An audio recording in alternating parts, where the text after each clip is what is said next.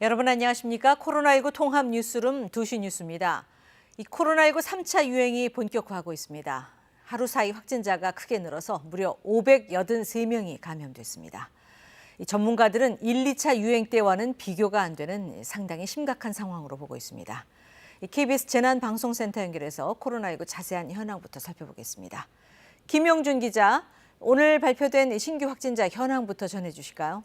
네, 오늘 0시 기준으로 코로나19 신규 확진자 583명입니다. 어제보다 약 200명이나 많아졌습니다. 583명 중에 대부분이 해외 유입이 아닌 이 국내 지역에서 발생한 숫자입니다. 위중하거나 중증인 환자는 3명이 줄었지만 사망자는 2명이 늘어서 515명입니다. 신규 확진자 583명이라는 숫자는 올해 1월 확진자 현황을 집계한 이후 역대 4번째로 많은 하루 확진자 규모고요. 500명대 신규 확진자가 나온 건 3월 6일 518명 이후에 8개월여 만입니다. 마치 시간이 다시 3월 1차 유행 때로 되돌아간 것 같은 느낌마저 듭니다. 지역별로 확진자 살펴보겠습니다. 자, 서울과 경기만 합쳐도 385명, 거의 400명이 육박합니다. 어제와 비교하면 서울은 69명, 경기는 100명이나 늘었습니다. 이외에도 경남에서 45명의 확진자가 대거 나왔고요. 17개 시도 전체에서 예외 없이 코로나 확진자가 모두 나온 상황입니다. 네, 확산세가 정말 심각한데요. 이 전문가들이나 방역당국은 이번 3차 유행이 얼마나 지속될 것으로 보고 있습니까? 네, 먼저 박능후 보건복지부 장관은 오늘 오전 회의에서 특히 이 젊은 층의 감염 확산세가 심상치 않다 이렇게 말했는데요. 20, 30대 감염자 비중이 한 달 사이에 28%까지 증가했다고 설명했습니다. 인공호흡기 등이 필요한 젊은 중증 환자도 19명이라고 합니다. 이전과는 좀 많이 다른 상황이죠. 감염병 전문가인 이재갑 한림대병원 교수와 통화해보니 이런 말을 합니다. 제발 덜 움직이고 덜 만나야 합니다. 지금 상황을 제어하지 못하면 다음 주에 하루 확진자가 1000명을 넘을 수도 있다는 수학적 모델링 자료도 나오고 있다고 설명했는데요. 다가오는 주말을 포함해서 앞으로 2주 동안 사회적 거리두기를 정말 철저히 지키는 게 중요하다고 강조했습니다. 만약에 다음 주 화요일까지 하루 확진자 수를 200~300명대로 떨어뜨리지 못한다면 의료 체계마저 붕괴될 수 있는 위험한 상황이라는 말도 꼭 전해달라고 부탁했습니다.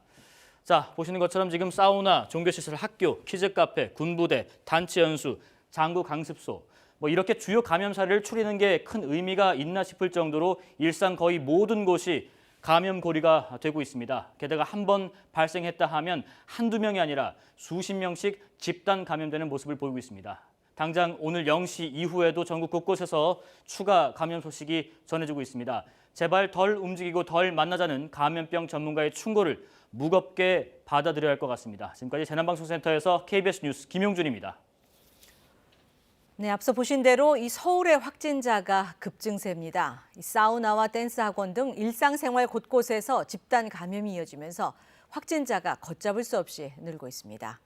이 방역 당국은 의료 수요가 감당할 수 없는 수준이 될 수 있다며 이 개인 방역 수칙을 철저히 지켜달라고 거듭 당부했습니다. 구경아 기자가 보도합니다. 상가 건물 지하 1층에 있는 댄스 학원입니다. 지난 23일 첫 확진자가 나온 이후 강사와 수강생 등 66명이 확진됐습니다. 역학조사에서 격렬한 운동을 하면서 거리 두기와 환기가 부족했던 것으로 파악됐습니다. 서울 강서구는 오늘부터 공공시설 운영을 중단하고 3단계의 준에 대응하기로 했습니다. 서울 노원구에선 공무원 15명이 확진됐습니다. 서울시는 코로나19 발생 이후 가장 많은 하루 213명의 확진자가 발생했다면서 중차대한 고비라고 경고했습니다. 예측하기 어려울 만큼 확진자가 급증해 의료 방역 수요가 감당 불가능한 수준이 될 수 있다며 개인 방역 강화를 요청했습니다. 일주일 앞으로 다가온 대입수능과 관련해 유은혜 교육부 총리는 일주일 동안 모든 일상적인 친목 활동을 멈춰달라고 호소했습니다. 중앙재난안전대책본부도 최근 20, 30대 감염자와 젊은 층 중환자가 급증했다면서 젊은이들에게 주의를 요청했습니다. 또 증상이 없더라도 코로나가 의심되면 가까운 선별진료소에서 즉시 검사를 받아달라고 강조했습니다. KBS 뉴스 구경화입니다. 최근 군대 내 확진자도 늘면서 다음 달 7일까지 모든 장병의 휴가가 통제됩니다. 아울러 이 군내 거리두기도 2.5단계로 높아집니다. 조빈나 기자가 보도합니다. 경기도 연천의 신병교육대에서는 코로나19 확진자가 추가돼 지금까지 70명 감염이 확인됐습니다. 코로나19 확산세에 국방부는 어젯밤 서욱 장관 주재로 긴급 회의를 열고 전국 모든 부대에 대해 거리 두기 2.5단계를 적용하기로 했습니다. 우선 다음 달 7일까지 모든 장교와 병사의 휴가와 외출이 전면 통제됩니다. 행사와 출장, 회의도 원칙적으로 금지되고 군인과 군무원의 골프장 이용도 제한됩니다. 간부들은 사적 모임과 회식도 할 수 없고 부대 야외 훈련도 최소화됩니다. 신병 입영 일정은 예정대로 진행되지만 코로나19 집단 발생 지역에 거주해온 입영 장정은 별도로 생활하도록 조치됩니다. 또 외부 강사에 의한 감염 사례가 있었던 점을 고려해 초빙 교육도 금지되고 견학과 현장 실습도 중단됩니다. 이 같은 부대 관리 지침을 위반해 코로나19 감염이나 전파가 확인되면 국방부는 해당 장병을 엄중 문책하기로 했습니다. 국방부는 군내 감염 확산 차단을 위해서 선제적이고 강도 높은 특단의 대책을 시행하는 것이라고 설명했습니다. KBS 뉴스 조빈나입니다. 전북 지역에서도 확진자가 늘고 있습니다. 하루 새 22명이 추가되면서 일주일째 두 자릿수를 이어가고 있는데요. 자세한 내용 취재기자 연결해서 알아보겠습니다. 오정현 기자, 이 김장 모임에서 시작된 감염이 또 다른 모임으로 전파되면서 확산이 이어지고 있다고요? 네, 어젯밤부터 지금까지 전북에선 22명이 코로나19 검사 결과 양성으로 판정됐습니다. 특히 군산에서 소규모 집단 감염이 잇따르고 있습니다. 김치를 담그기 위해 경기도 가평에 가족 모임에 다녀온 여성이 군산에서 또 다른 모임에 참석하면서 지역 감염이 확산됐고 이와 관련한 N차 감염이 어제와 오늘 계속 나오고 있는 겁니다.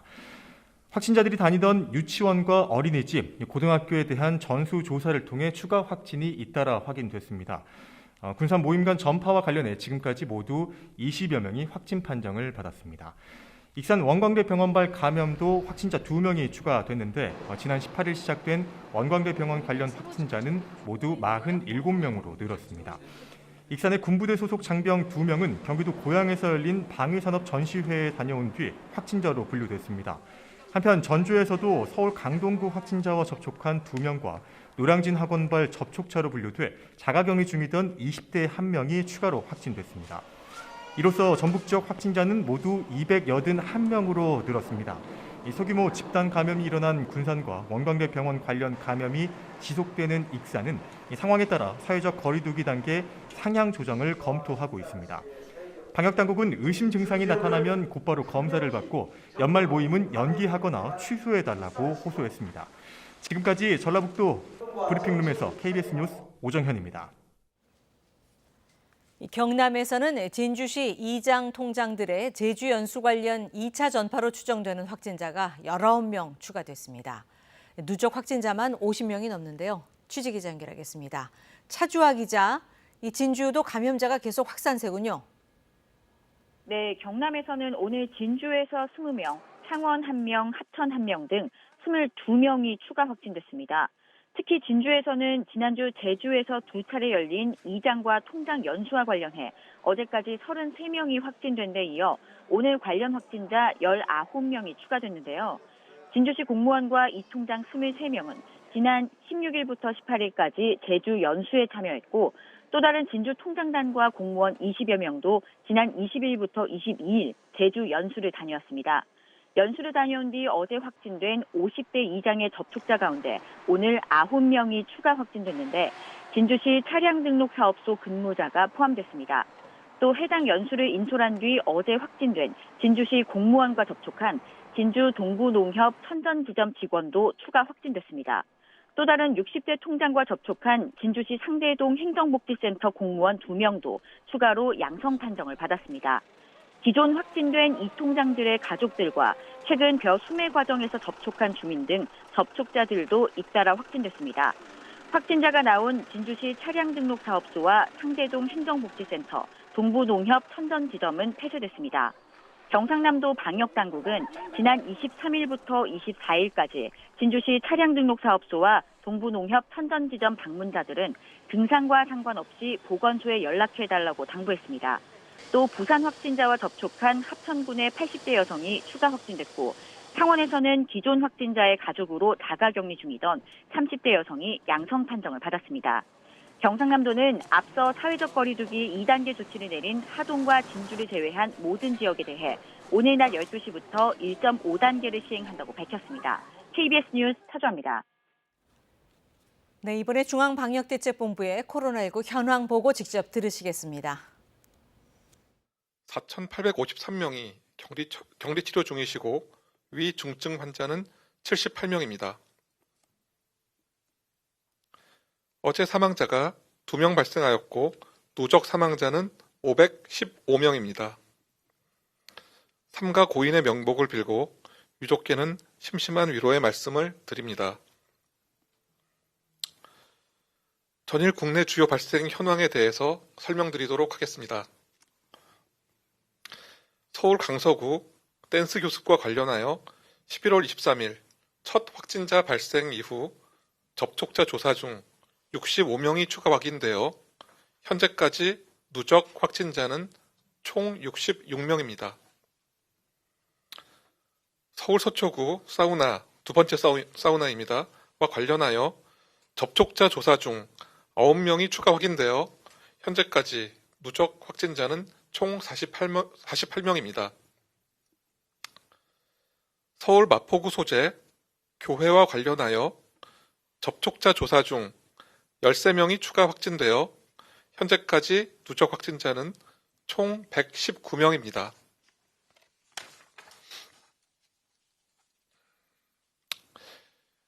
경기 연천군 군부대와 관련하여 11월 25일 첫 확진자 발생 이후 접촉자 조사 중 67명이 추가 확진되어 현재까지 누적 확진자는 총 68명입니다. 부산, 울산, 장구 강습과 관련하여 접촉자 조사 중 6명이 추가 확진되어 현재까지 누적 확진자는 총 53명입니다. 이외 발생에 대한 추가 자료가 필요하신 경우 브리핑 후 대변인실을 통해 이를 상세히 설명하여 드리도록 하겠습니다. 특히 오늘은 환자 발생이 많아 개별 유행의 경우에는 브리핑 후 자료를 통해서 설명드리고자 합니다. 대한민국은 지금 본격적인 세 번째 유행에 맞서 싸우고 있습니다. 전국적으로 다수의 감염원이 동시에 나타나고 있는 상황이며 음식점, 학교, 사우나, 교회, 군부대 등 전파원도 다양합니다. 그리고 지금은 특정 지역의 한 가지 큰 전파원이 유행을 이끄는 것이 아니라 여러 지역의 작은 유행들이 지속적으로 발생되며 유행을 이끌고 있는 양상입니다. 감염의 경로는 다양해졌으며 유행의 중심이 되는 연령층은 활동성이 강한 젊은 연령층으로 낮아졌습니다. 방역의 측면에서 본다면 이것은 관리해야 할 범위가 크게 넓어졌다는 의미로서 어느 때보다 더 많은 노력이 필요합니다. 지금과 같은 환자 발생 규모는 이번 주까지 이어질 것으로 보입니다. 수학적 예측 결과 12월 초까지는 1일 400에서 600명대의 신규 확진자가 지속 발생할 수 있을 것으로 예상됩니다. 그렇지만 강화된 거리두기가 잘 이행된다면 그 효과는 이르면 다음 주 초부터 나타나 조금씩 증가 속도가 누그러질 수도 있다고 봅니다. 통상 거리두기의 효과는 시행 1주에서 2주 후부터 본격적으로 나타나게 됩니다. 어려움 속에서도 국민 여러분의 거리두기 노력이 더 큰 시너지를 나타낼 수 있도록 방역당국도 지자체와 함께 역학적 대응, 검사 확대 등의 총력을 다하도록 하겠습니다. 현재의 대책과 대응에 대해서 사례를 들어 설명드리도록 하겠습니다. 대표적인 대책 중 하나인 마스크의 효과는 의심할 여지 없이 강력합니다. 최근 서울 구로구의 일개 병원에서 확인된 확진자의 경우 입원 환자 등 노출자 39명 중 4명이 감염되었으나 마스크를 착용했던 의료진 중 감염자는 없었습니다. 또한 일상적 집단 감염의 전파도 분명히 일어나고 있습니다.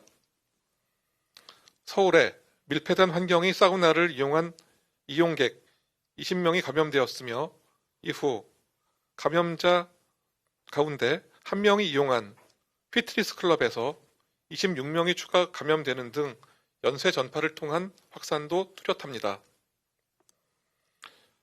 지금 방역당국이 가장 주력하는 것은 접촉률 감소를 통한 N차 감염의 차단입니다. 현재 나타나고 있는 상황은 소규모 유행에서 감염된 환자들이 다시 다른 유행의 감염원이 되는 것을 차단하는 것이 가장 중요한 전략이 됩니다. 현재의 환자 증가세는 역학조사를 통한 환자, 접촉자의 격리나 마스크 착용 등과 같은 위생수칙 준수만으로는 부족하다고 보고 있습니다. 따라서 우리 사회와 개인의 안전을 위해 몇 가지 필수적인 요청의 말씀을 더 드리려 합니다. 어떠한 곳이라도 여러 사람이 모이는 밀폐되고 밀집된 장소는 안전하다고 확신할 수 없습니다. 필수적이지 않은 방문이나 모임은 자제하여 주십시오. 조금이라도 몸이 불편하시면 주저하지 마시고 바로 선별진료소를 방문하여 주십시오. 방문이 늦으면 늦을수록 더 위험에 노출되시는 분들이 늘어나게 됩니다. 아울러 모두의 안전을 위해 증상이 있으신 분들이 신속히 검사를 받으실 수 있도록 주변의 격려와 따뜻한 지지를 부탁드립니다. 네. 그럼 지금부터 기자님들 질문에 답변 드리는 시간 갖겠습니다. 중앙방역대책본부의 브리핑 들으셨습니다. 다음 소식입니다. 추미애 법무장관이 다음 주 윤석열 검찰총장에 대한 징계심의위원회를 소집하기로 하고 출석 명령을 통보했습니다. 윤 총장은 어젯밤 직무배제 명령의 효력을 멈춰달라는 신청을 서울행정법원에 냈습니다. 이런 가운데 검사들은 총장에 대한 직무배제를 철회하라며 집단 반발 움직임을 보이고 있는데요. 취재기자 연결해서 자세한 내용 알아보겠습니다. 이재희 기자, 이 윤 총장의 징계를 심의할 일정이 정해졌나 본데 그렇다면 이 법무부 측은 징계 절차를 그대로 밟겠다는 거죠? 네, 추 장관이 윤 총장의 징계 여부와 수위를 결정할 징계심의위의 개최를 확정했습니다. 징계심의 기일을 다음 달 2일로 정하고 윤석열 총장이나 특별 변호인의 출석을 통지했다고 공지했습니다. 한편 윤 총장의 이른바 판사 사찰 의혹 등을 감찰 중인 대검 감찰부는 어제 대검 수사정보 담당관실에서 확보한 컴퓨터 등 압수물 분석에 속도를 내고 있습니다. 관련 보고서의 작성 경위 등을 파악 중인데 특히 보고서 내 무리야기 법관이란 표현과 관련해 어떤 경로로 정보를 모았는지에 초점이 맞춰진 것으로 전해졌습니다. 무리야기 법관은 과거 법원행정처가 작성한 사찰 문건에 등장하는 표현입니다. 이 때문에 대검이 과거 사법농단 수사 과정에서 입수한 자료를 무대한 활용한 것이 아니냐는 의혹이 제기되고 있습니다. 네, 그런가 하면 윤 총장은 직무에서 배제된 지 하루 만에 온라인으로 법원에 집행정지 신청을 냈어요. 네, 추미애 법무부 장관이 내린 직무배제 조치의 효력을 멈춰달라는 내용입니다. 윤석열 검찰총장 측은 어젯밤 10시 반쯤 서울행정법원에 온라인으로 이 같은 신청을 했다고 밝혔습니다. 신청서에는 추 장관이 발표한 윤 총장의 비위 혐의들이 사실과 다르다는 설명이 담겨 있는 것으로 알려졌습니다. 윤 총장은 오늘 중 추 장관을 상대로 자신의 직무를 정지한 처분을 취소해달라는 행정소송도 낼 예정입니다. 이를 위해 판사와 검사 출신 변호인을 한 명씩 선임했습니다. 이런 상황에서 이 검사들 사이에는 집단 반발 움직임이 일고 있다면서요? 네, 오늘 전국 검사장 17명과 고검장 6명이 추 장관의 판단 재고를 요청하는 글을 각각 올렸습니다. 검찰총장의 임기는 검찰의 민주적 통제와 정치적 중립을 위한 것이라 보장해야 한다는 지적입니다. 대검 중간 간부 20여 명도 총장 징계 청구와 직무 배제가 위법, 부당하다는 글을 올렸습니다. 평검사들 사이에서도 집단 반발 움직임이 일고 있는데 장관의 조치가 법치주의와 사법 질서에 반한다고 비판하는 일선 검찰청 평검사들의 릴레이 성명이 이어지고 있습니다. 특히 오늘은 전국 최대 검찰청인 서울중앙지검의 평검사들이 이 문제를 논의할 것으로 알려졌습니다. 앞서 어제는 대검찰청과 부산지검 동부지청 소속 평검사들이 추 장관의 처분을 납득하기 어렵다며 재고해달라는 취지의 성명을 냈습니다. 지금까지 서울중앙지검에서 KBS 뉴스 이재입니다. 이와 관련한 정치권의 공방도 거셉니다. 민주당은 윤 총장에 대한 법무장관의 징계가 적법했다며 검찰개혁과 함께 공수처를 서둘러 출범시키기 위해 공수처법 개정에 힘을 실었습니다. 국민의힘은 윤 총장을 국정조사하자는 민주당의 제안을 받아들이겠다면서 추미애 장관도 함께 조사하자고 했습니다. 보도에 김수현 기자입니다.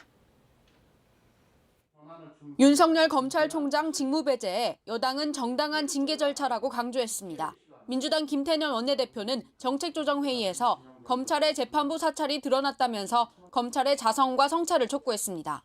공수처법 개정에 대한 의지도 드러냈습니다. 김 원내대표는 어제 공수처장 추천위가 또다시 합의를 보지 못했다며 야당 측의 처장 추천 거부권을 없애는 방향으로 공수처법 개정을 서두르겠다고 했습니다. 야당은 윤 총장을 국정조사하자는 민주당 이낙연 대표의 제안을 적극 수용한다며 추미애 장관도 함께 조사하자고 역제안했습니다. 국민의힘 김종인 비상대책위원장은 비대위 회의에서 추 장관의 수사지휘권과 검찰권 남용 등에 대해서도 포괄적으로 국정조사를 해야 한다고 말했습니다. 주호영 원내대표도 윤 총장과 추 장관에 대한 국정조사를 거듭 제안하며 문재인 대통령이 나서 이 사태를 수습해야 한다고 촉구했습니다. 관련 상임위인 법사위에서도 공방이 이어지고 있습니다. 국민의힘 측 법사위원들은 오늘 오전 긴급 현안 질의를 열고 윤 총장과 추 장관을 국회에 출석시키려 했지만 윤호중 법사위원장의 제지에 무산됐습니다. 윤 위원장은 국회법상 국민의힘 측 법사위원들이 개의 요구는 할 수 있어도 의사일정이나 출석 요구 권한은 없다고 밝혔습니다. 이에 따라 어제에 이어 오늘도 윤 총장과 추 장관 등 주요 관계자가 출석하지 않은 가운데 법사위 전체 회의가 개의했습니다. 한편 민주당은 오늘 오후 법사위 법안심사 소위를 속개해 공수처법 개정안을 논의할 계획입니다. 민주당 측 법사위원들은 어제도 여당 단독으로 법안 소위를 열어 공수처법 개정안을 일부 검토했고 국민의힘은 소위 일정을 합의해 준 적이 없다며 반발했습니다. KBS 뉴스 김수현입니다. 이 텔레그램 N번방 사건으로 사회적 공분을 일으킨 박사방 운영자 조주빈에게 1심에서 징역 40년이 선고됐습니다. 함께 기소된 공범들도 최대 징역 15년의 중형을 선고받았습니다. 보도에 홍진아 기자입니다. 서울중앙지법 형사합의 30부는 아동 청소년의 성보호에 관한 법률 위반과 범죄단체 조직 혐의 등으로 기소된 조주빈에 대해 오늘 징역 40년을 선고했습니다. 또 30년 동안 위치 추적 전자장치 부착과 1억 600여만 원의 추징도 명령했습니다. 조주빈과 함께 기소된 공범들은 징역 7년에서 15년의 중형을 선고받았습니다. 다만 아직 미성년자인 이모군에 대해서는 소년범에 대한 법정 최고형인 징역 장기 10년에 단기 5년이 선고됐습니다. 재판부는 조주빈이 다수의 피해자를 유인 협박해 성착취물을 제작하고 장기간 다수에게 유포해 막대한 수익을 취득하면서 다른 피해자를 계속 발생시켰다고 지적했습니다. 특히 조주빈은 많은 피해자의 신상을 공개해 회복할 수 없는 피해를 줬고 모방 범행에 따른 추가 피해에 노출되도록 했다고도 밝혔습니다. 조주빈이 대부분 피해자에게 피해 회복을 하지 않은 점도 지적했습니다. 재판부는 또 박사방을 조주빈과 공범들이 미성년자를 협박해 성착취물을 제작, 유포하기 위해 만든 범죄 집단으로 인정했습니다. 조주빈은 지난해 5월부터 올해 2월까지 여성들을 협박해 성착취 영상을 만들고 텔레그램 박사방 회원들에게 돈을 받고 판매, 유포한 혐의로 기소됐습니다. 15살인 피해자에게 나체 영상을 유포하겠다고 협박해 다른 일을 시켜 성폭행을 시도하게 한 혐의 등도 받습니다. 조주빈은 손석희 JTBC 대표이사 사장과 윤정현 전 광주시장을 속여 각각 1,800만 원과 3천만 원을 빼앗은 혐의도 받고 있습니다. KBS 뉴스 홍진아입니다. 왕이 중국 외교부장이 오전에 강경화 장관과 회담을 가지면서 공식 일정을 시작했습니다. 이후 문재인 대통령을 예방하고 이해찬 전 민주당 대표 등을 두루 만날 예정입니다. 범기영 기자가 보도합니다. 1년 만에 방한한 왕이 중국 외교부장. 오늘 오전 강경화 외교장관과 한중 외교장관 회담을 가졌습니다. 영내 평화 안정 유지 등 여러 가지 지역적 국제적 현안에 대해서도 양국이 같이 협력할 수 있는 방안에 대해서도 함께 모색하는 계기가 되기를 바랍니다. 梳理我们双边关系各个领域的合作，同时就我们共同关心的地区国际问题加强我们的战略沟通。我相信我们这次的会谈一定会取得丰厚的成果。 왕이 외교부장은 중국의 코로나19 상황이 어려울 때 한국의 도움에 대한 감사의 뜻을 밝히고 한중 관계가 코로나19 시련을 견뎌내고 더 활력 있는 모습을 보여주고 있다고 진단했습니다. 오늘 회담에서는 코로나19 대응 협력 방안과 북한의 움직임 등을 포함한 한반도 정세 등이 폭넓게 논의된 것으로 전해졌습니다. 코로나19 상황 안정이 전제이긴 하지만 양국이 추진해오던 시진핑 주석의 연내 방한 문제도 논의됐을 것으로 보입니다. 현재는 두 장관이 오찬을 함께하며 현안 논의를 이어가고 있습니다. 왕이 외교부장은 오후에는 청와대를 방문해 문재인 대통령을 예방합니다. 저녁에는 이해찬 전 민주당 대표 등 여권 인사들과도 면담을 갖습니다. 이 자리에서 왕이 부장은 미중 갈등 현안에 대한 중국의 입장을 설명하는 데 공을 들일 거라는 관측이 나옵니다. 왕이 부장은 내일 오전까지 문정인 대통령 외교안보특보와 박병석 국회의장, 송영길 외교통일위원장 등을 잇따라 만난 뒤 귀국길에 오릅니다. KBS 뉴스 범기영입니다. 오늘은 추위가 주춤하겠습니다. 서울의 낮 최고 기온이 10도로 어제와 비슷하겠는데요. 내일 오후부터는 찬바람이 불면서 추워져 주말인 토요일 아침엔 서울이 영하 4도까지 떨어지겠습니다. 현재 서울의 초미세먼지 농도는 42, 충북은 49, 대구는 37 마이크로그램까지 높아져 있습니다. 오후에 수도권과 충청, 전북과 영남 지역에서는 미세먼지 농도 나쁨 단계가 예상됩니다. 동풍의 영향으로 동해안 지역에는 구름이 많아지고 있습니다. 오후부터 강원 영동 지역엔 5에서 30mm의 비가 내리겠고 기온이 낮은 강원 산지엔 1에서 5cm의 눈이 오는 곳도 있겠습니다. 낮 기온은 광주와 대구 13도 등으로 어제와 비슷하겠습니다. 바다의 물결은 동해상에서 최고 3m까지 높게 일겠습니다. 기상정보였습니다. 네, 코로나19 확산을 막기 위해서 덜 만나고 덜 움직이고 당장 행동에 옮길 수 있는 것들입니다. 이상 코로나19 통합 뉴스룸 2시 뉴스를 마치겠습니다. 고맙습니다.